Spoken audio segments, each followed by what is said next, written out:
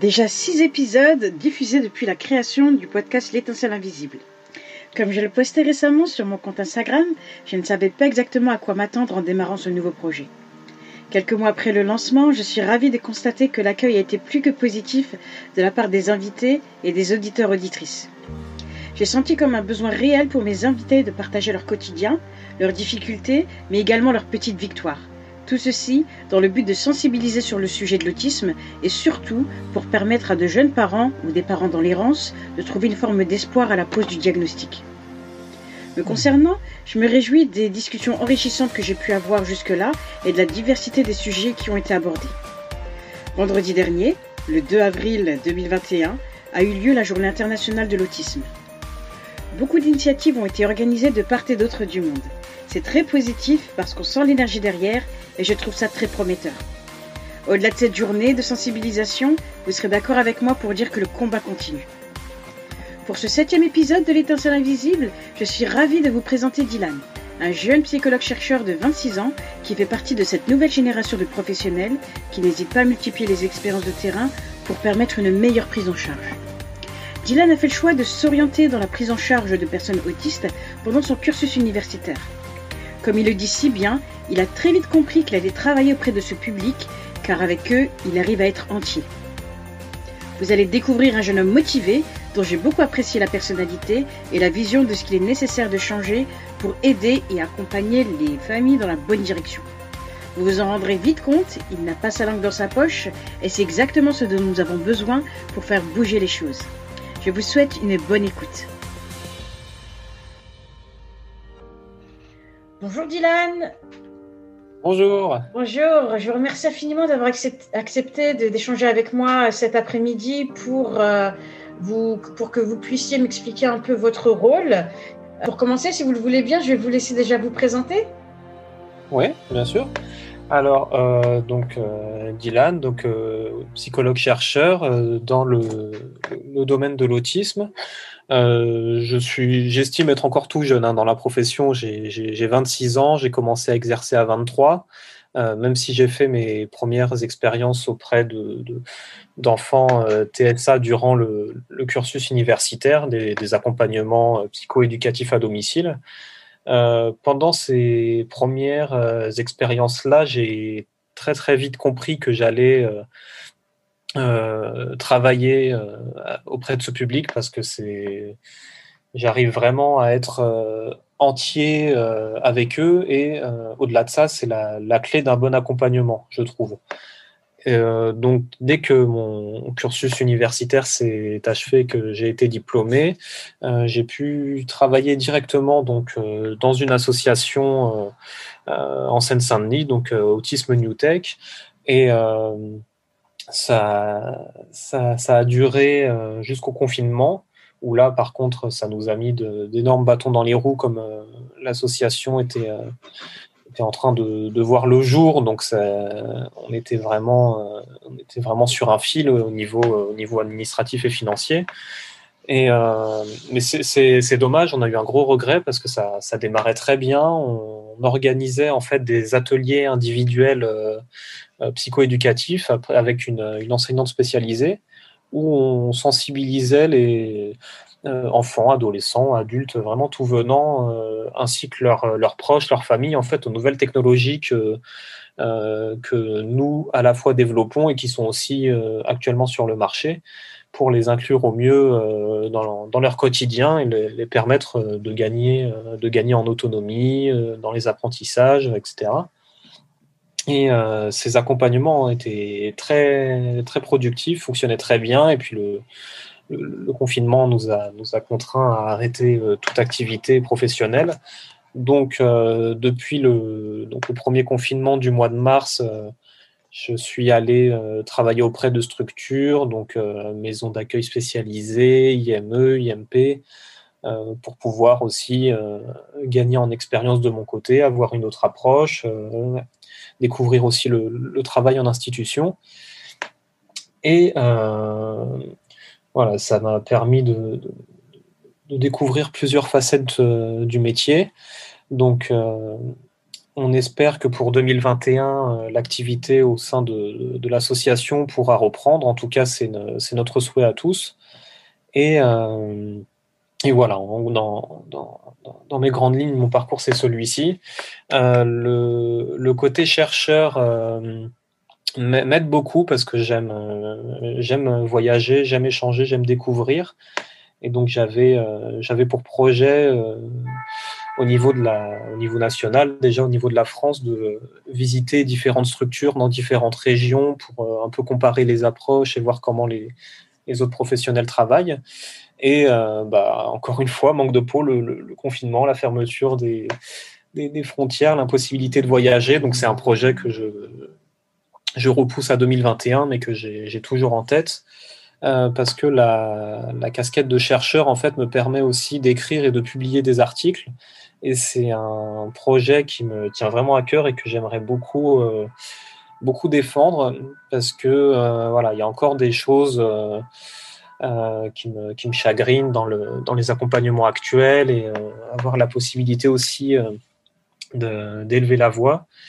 Et dans les quelques recherches que j'ai pu faire dans le passé, c'était beaucoup en collaboration avec des parents d'enfants avec autisme, un mais parfois plusieurs.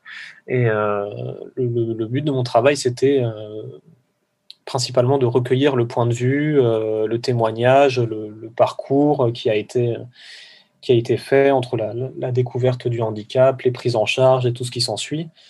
Et à l'écoute de leur discours, on sent vraiment les problématiques qui sont en jeu, et là où on doit, nous, professionnels, axer notre travail. Donc ça me permet vraiment d'avoir un autre regard, autre que professionnel. Donc voilà, il y a beaucoup de projets pour la suite qui, je l'espère, vont se concrétiser si le contexte le permet. D'accord, parfait. Merci en tout cas pour ce résumé. Si vous le voulez bien, on va revenir au tout début. Donc, ce qui vous a quelque part amené à vous spécialiser dans ce domaine-là, et quelle formation vous a permis en fait d'occuper ce rôle? Ouais, alors donc ça a commencé, comme je disais, un accompagnement au domicile. En fait, j'étais encore étudiant à cette époque-là. Donc une annonce qui avait été parue sur Internet, à laquelle j'avais postulé avec, avec uniquement un bagage théorique. J'avais jamais eu l'occasion de travailler auprès de ces personnes-là auparavant. Donc j'ai postulé avec un bagage très maigre, mais avec beaucoup de motivation, parce que je voulais vraiment, apprendre à travailler avec ces personnes-là. Et du coup, ça a marché en fait.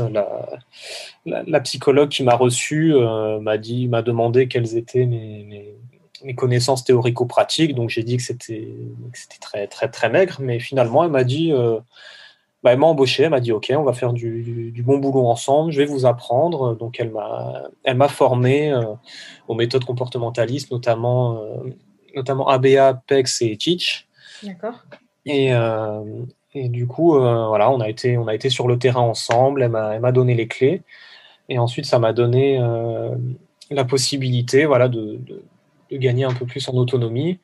J'ai continué ce qu'on appelle plus des formations terrain, donc auprès de l'enseignante spécialisée à l'association, qui a beaucoup voyagé au Canada essentiellement. Donc, il y a aussi de gros apports théoriques à m'apporter. Et puis, voilà, aussi mes différentes missions en institution, mes recherches que j'ai pu faire. Donc ça a vraiment commencé de la sorte. Et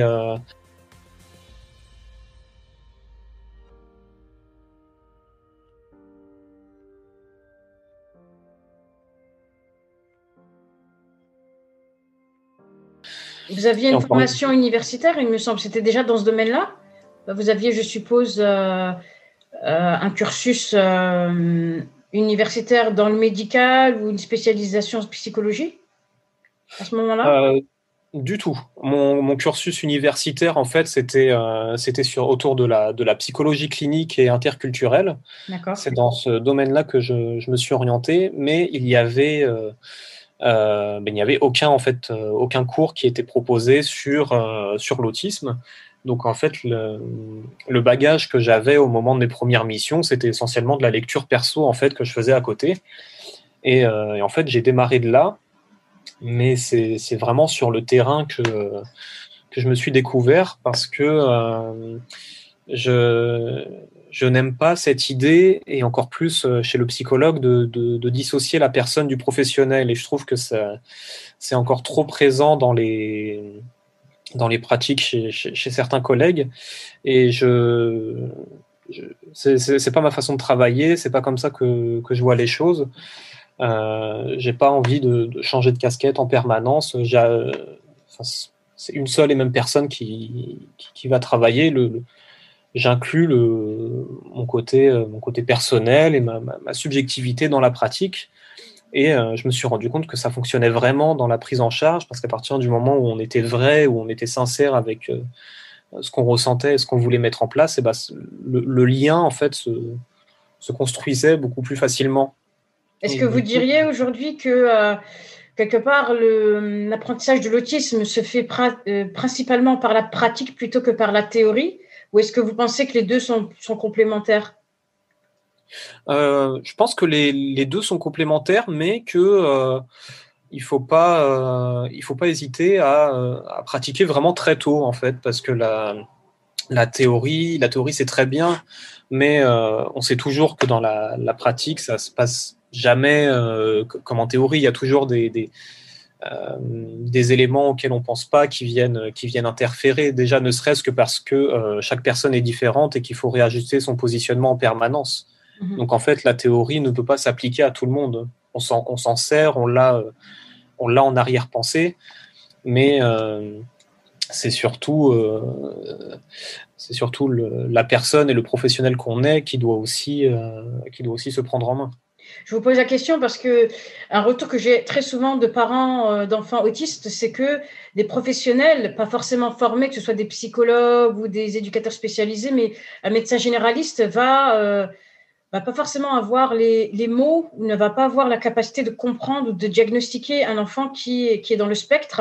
C'est un sujet qui revient très très souvent. C'est pour ça que je me pose la question de savoir, est-ce que si on incluait justement un vrai cours, un vrai module sur la sensibilisation à l'autisme, ça ne pourrait pas aider ces mêmes médecins à poser un diagnostic ou à les rediriger vers des professionnels ou pas? Parce que je pense qu'il y a énormément de désinformation sur le sujet et que ça vient quelque part du manque de connaissances. Parce qu'encore une fois, un médecin généraliste, est-ce qu'un jour dans sa carrière, il sera amené à vraiment interagir de façon continue avec un enfant porteur de ce handicap? Donc Ah c'est pour oui, ça que je oui, me pose la question. C'est pour ça que je me pose la question de savoir si quelque part ça, c'est pas une question ouverte de se dire bah oui, il faut en effet qu'il y ait des vraies formations faites en amont pour toutes les personnes qui sont dans un cursus médical en fait. si, si, si, bien sûr. Bah, pour le médical, oui, parce que le psychologue en lui-même n'est pas habilité à diagnostiquer. On est sur le champ du médical, mais effectivement, ça vient questionner un autre sujet. C'est aussi au niveau de la représentation de l'autisme en fonction des professionnels. On en revient au débat psychanalyse, comportementaliste, médical. En fait, chacun se fait un petit peu la représentation qu'il veut, parce qu'il y a encore aujourd'hui une telle méconnaissance et une telle ignorance autour de l'autisme qu'en fait chaque corps de métier et chaque discipline va un peu s'approprier les éléments qu'il veut. Et je pense que la première étape en amont, c'est vraiment de se dégager de cette espèce de guerre de clans qui existe encore et qui a plus lieu d'être, parce que toutes les disciplines sont complémentaires et il ne s'agit pas d'être trop extrême dans l'une comme dans l'autre. Et il y a encore ce débat-là qui est trop prégnant aujourd'hui et qui influe en fait directement sur les prises en charge. Et ça, c'est un gros, gros problème encore.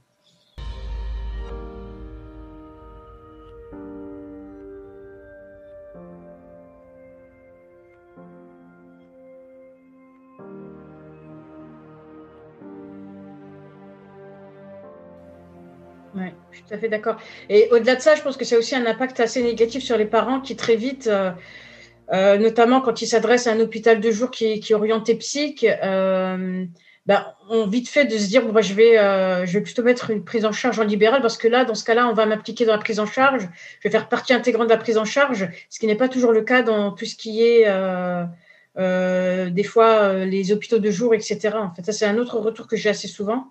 Je ne sais pas si vous êtes d'accord avec moi sur ce point de vue-là. C'est-à-dire?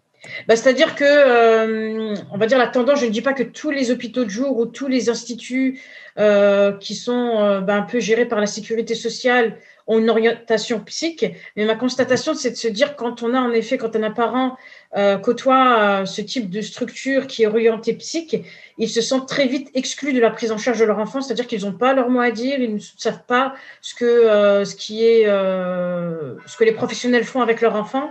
Et que très souvent, ces parents-là décident d'enlever ces enfants de ces structures-là pour se rediriger vers le libéral, à des personnes comme vous, où là, le discours est beaucoup plus ouvert, où les parents sont clairement impliqués dans la prise en charge et il y a un vrai dialogue entre les deux parties.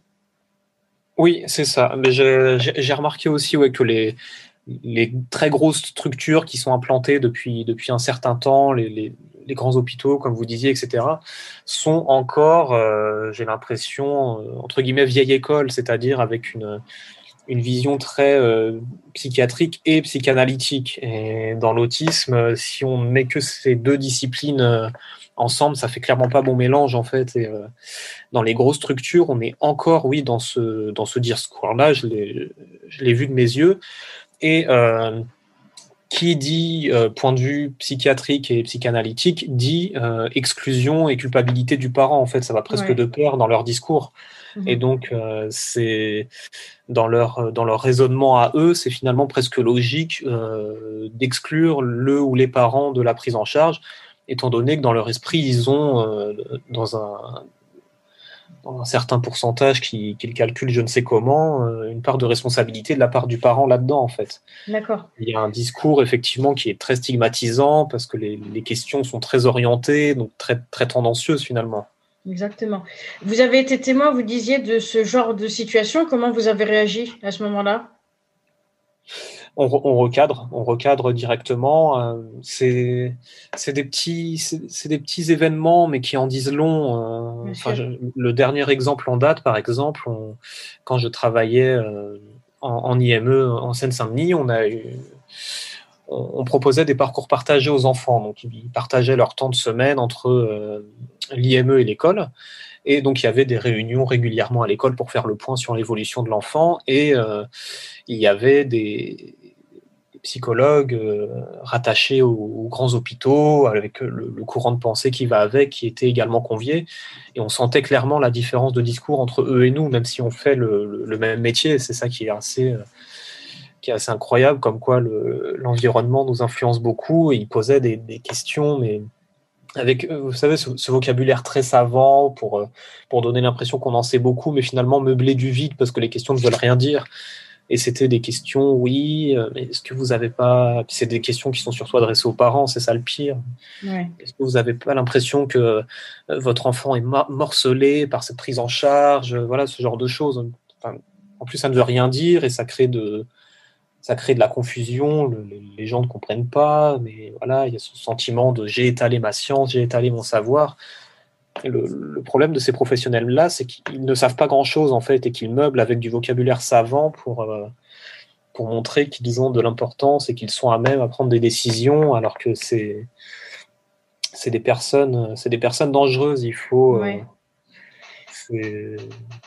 se rappeler quand même que nous avons des professions à responsabilité, avec la santé physique et ou psychique des personnes entre nos mains, et que c'est une grosse responsabilité, il ne faut pas faire n'importe quoi avec ça, et qu'il faut mesurer ses propos et adapter son discours, en fait. Bien sûr. Et selon vous, aujourd'hui, comment on pourrait résoudre ce problème qui persiste depuis des années ? Est-ce qu'il faut sensibiliser, informer ou peut-être reformer ces personnes qui sont qui occupent ces postes depuis très longtemps ? Ou au contraire, il faut vraiment un changement radical de la hiérarchie et vraiment tout remettre à plat et vraiment se baser sur une seule et même approche globale, on va dire. Ouais. Moi, je pense qu'il faut un changement radical, parce qu'il y a déjà la question générationnelle qui entre en jeu. J'ai quand même l'impression que la nouvelle vague de praticiens, de professionnels assez jeune, assez innovante quand même, va à contresens de ce qui était proposé jusqu'à maintenant. Donc je trouve que c'est une bonne chose. Et il y a le côté, c'est triste aussi, mais il y a le savoir que la France reste un des rares pays qui reste adepte de la psychanalyse, là où quasiment tous les autres pays finalement en ont fait le deuil en fait. Et donc ouais, il faut j'ai envie de dire qu'il faut attendre que la nouvelle génération, entre guillemets, prenne le pouvoir et adopte un nouveau courant de pensée, mais le truc, c'est que le temps, on ne l'a pas et que c'est les enfants qui en pâtissent. Donc, il faut agir tout de suite maintenant et de manière très forte. D'accord. Merci en tout cas d'avoir partagé votre avis sur le sujet. Maintenant, j'aimerais, si vous le voulez bien, revenir à votre activité au sein de l'association NUTEC Autisme et comprendre un peu en quoi consiste votre activité. Vous parliez notamment de mise en place d'ateliers pédagogiques et de la création de nouveaux outils, de nouvelles technologies. Vous pouvez nous en dire un peu plus ? C'est ça. Dans un premier temps, on essayait de mesurer à quel point l'incorporation de ces différents outils peuvent permettre d'accélérer les apprentissages, la prise en charge, le gain en autonomie. Et ensuite, on essayait de voir dans quelle manière on pouvait l'incorporer dans le quotidien de la personne accompagnée. On a utilisé deux outils principaux au moment de la création de l'association. C'est un logiciel sur tablette donc, qui s'appelle PictoPlus, qui est une forme de PEX numérique, si vous voulez, avec la construction de bandes phrases, avec l'écran tactile, la commande vocale. Et comme moi je l'ai remarqué, on a pu accompagner des jeunes personnes, des adolescents entre 9 et 15 ans, et la vitesse avec laquelle ils maîtrisaient l'outil et le logiciel, vraiment, ça donnait lieu à des progrès fulgurants, quoi. D'une semaine à l'autre, il fallait repenser les axes d'apprentissage parce que tout était déjà acquis.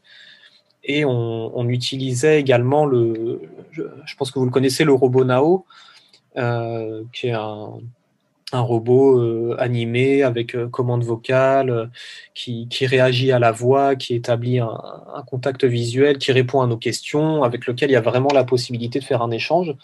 Et c'est vrai que ce robot, on l'incorporait davantage pour des personnes qui étaient un peu fermées, avec qui le lien avait du mal à se créer, et on remarquait qu'ils allaient avec beaucoup plus d'aisance et beaucoup plus de curiosité vers le robot et qu'ils pouvaient construire des échanges avec eux.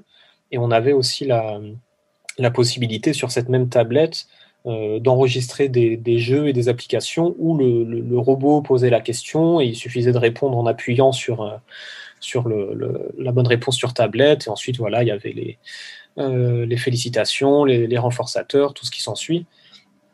Et on utilisait principalement ces deux outils-là. On a d'autres projets, d'autres outils nous sommes en train de fabriquer au sein de l'association, des timers, des fauteuils sensoriels. Donc tout ça demande du temps, donc on continue les prises en charge en attendant. Mais ça permet vraiment d'apporter une solution de prise en charge, parce qu'on sait que c'est encore trop compliqué aujourd'hui, et de pouvoir aussi proposer des outils pour proposer une complémentarité dans l'accompagnement pour que ça puisse être poursuivi à domicile. Et comme c'est du matériel qui peut en fait être remboursé par la sécurité sociale, finalement ça revient à moindre coût et les parents peuvent poursuivre l'apprentissage à la maison. D'accord, c'est intéressant. Moi, j'avais entendu parler, pas du robot Nao, mais j'habite près de la frontière luxembourgeoise et il y a notamment une société qui a créé le robot Lux AI, qui est plus ou moins, je pense, le même concept que votre robot. C'est vraiment un robot qui permet d'interagir avec un enfant porteur d'autisme et qui met en place un peu cette communication verbale. Je pense qu'on parle vraiment de la même chose. C'est intéressant de voir qu'il y a un projet similaire qui est développé de votre côté. Vous êtes situé dans quelle région de France ? Île-de-France, en Seine-Saint-Denis. Ok. Et comment vous financez tous ces projets? Parce qu'il y a quand même pas mal de choses que vous mettez en place. C'est au niveau du siège. On travaille avec des ingénieurs, avec différentes structures. Et puis, on a cette chance, c'est parce que donc mon patron, celui qui gère l'association, en fait, est adjoint au handicap sur la commune, du coup, où je D'accord. réside et où je travaille.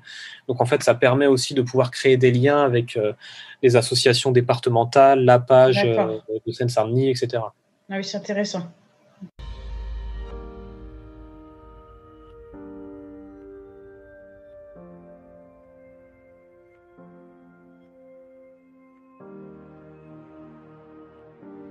Ok. Je vois également que vous êtes pas mal présent sur Instagram sous le pseudo Entraide Autisme.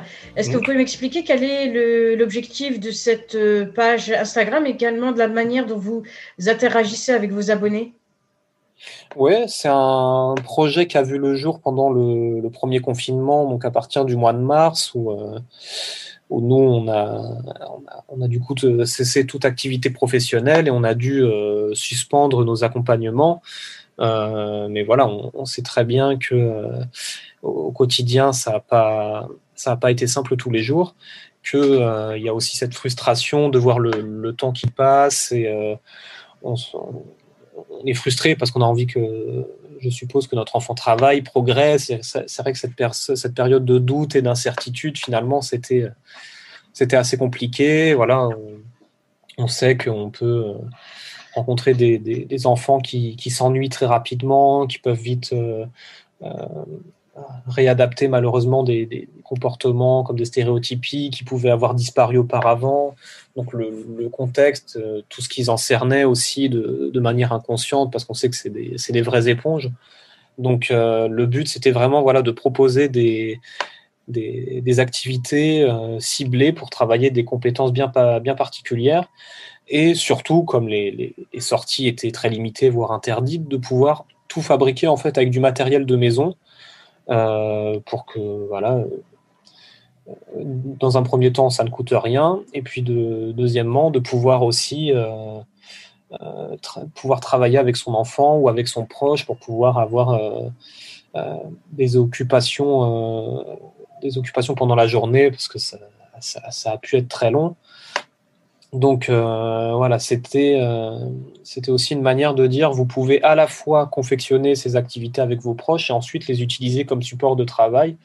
Et dans un troisième temps, vous pouvez également les décliner pour travailler d'autres compétences. En fait, un même support pouvait se décliner pour pouvoir travailler un coup la mémoire à court terme, la motricité fine, ce genre de choses.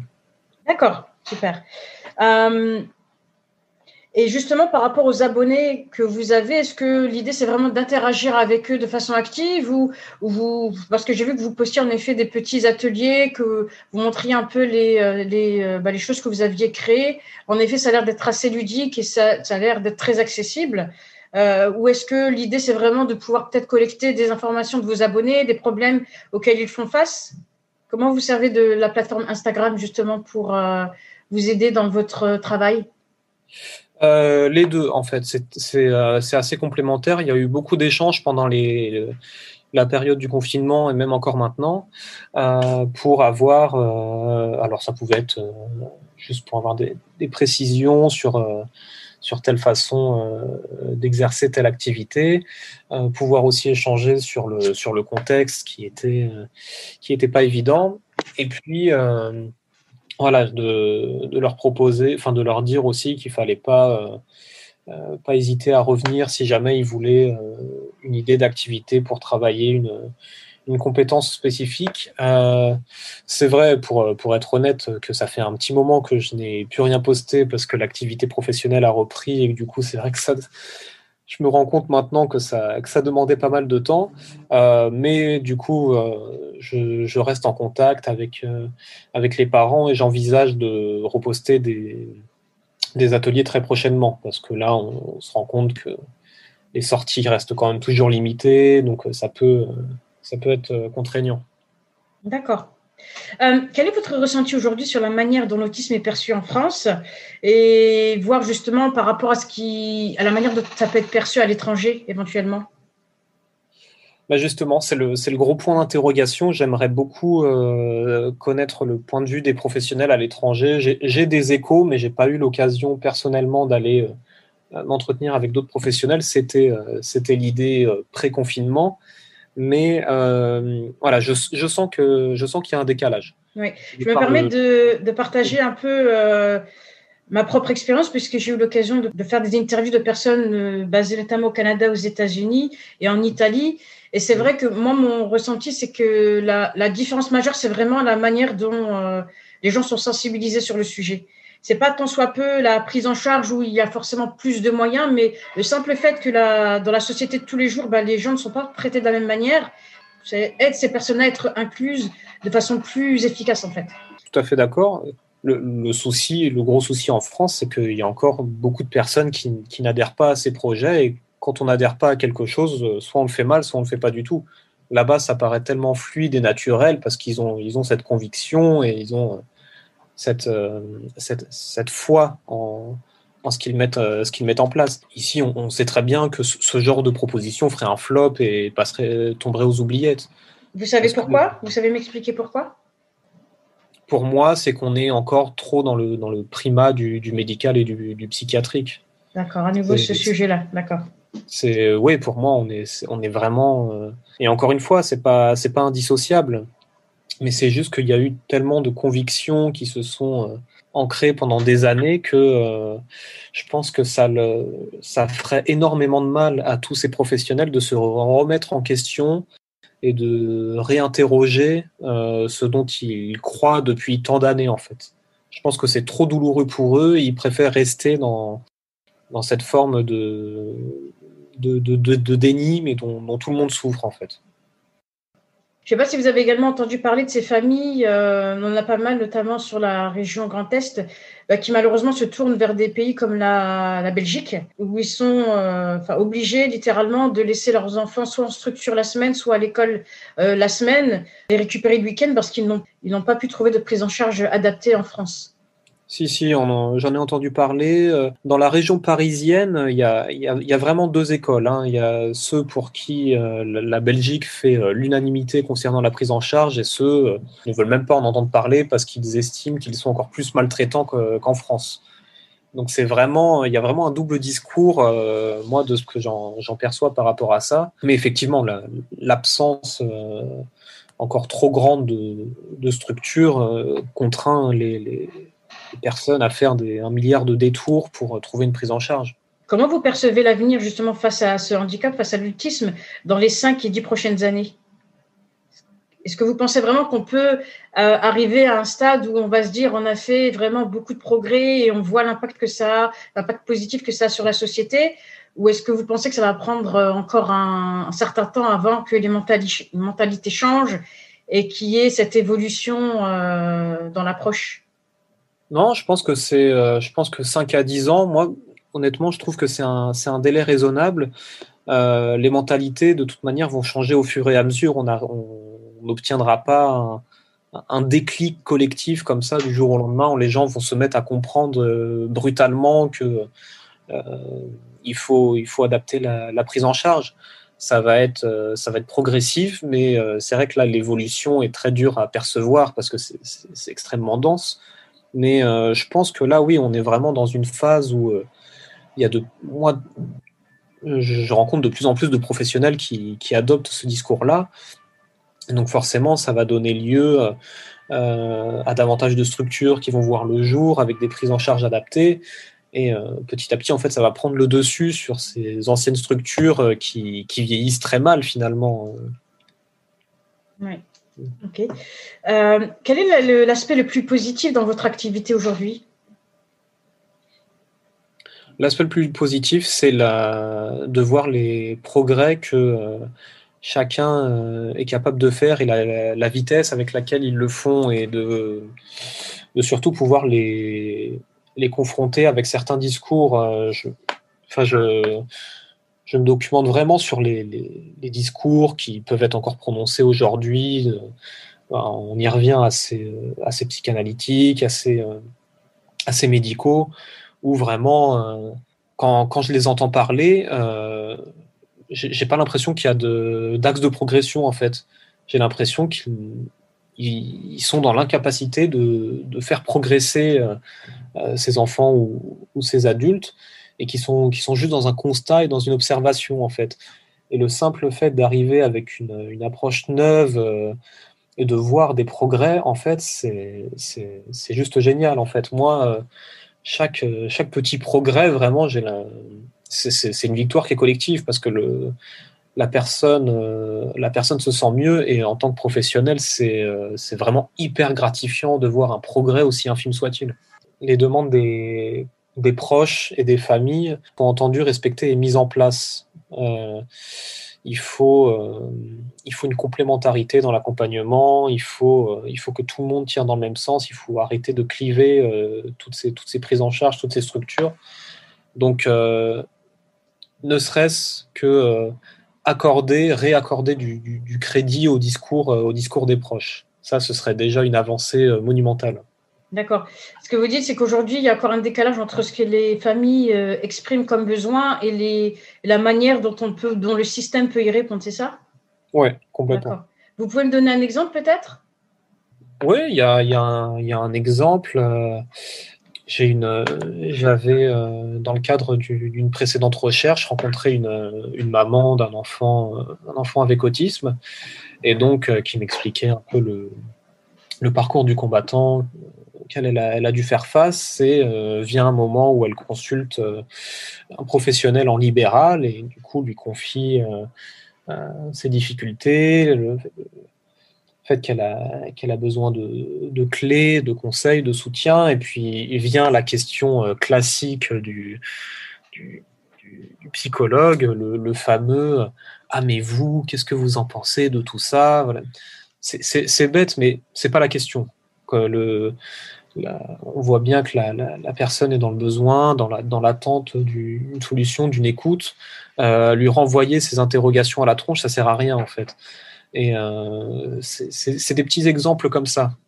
C'est juste, c'est juste donner du crédit. On voit bien, de toute façon, même dans les diagnostics, j'ai rencontré beaucoup de parents qui savaient avant le diagnostic ce qu'avait leur enfant, et donc ils pensaient vraiment que ça pouvait faire gagner du temps, parce qu'ils consultaient un professionnel en disant je sais ce qu'a mon enfant, je veux une confirmation. Et en fait, les professionnels disaient mais non, il va grandir, ça va s'estomper avec l'âge, ce genre de choses.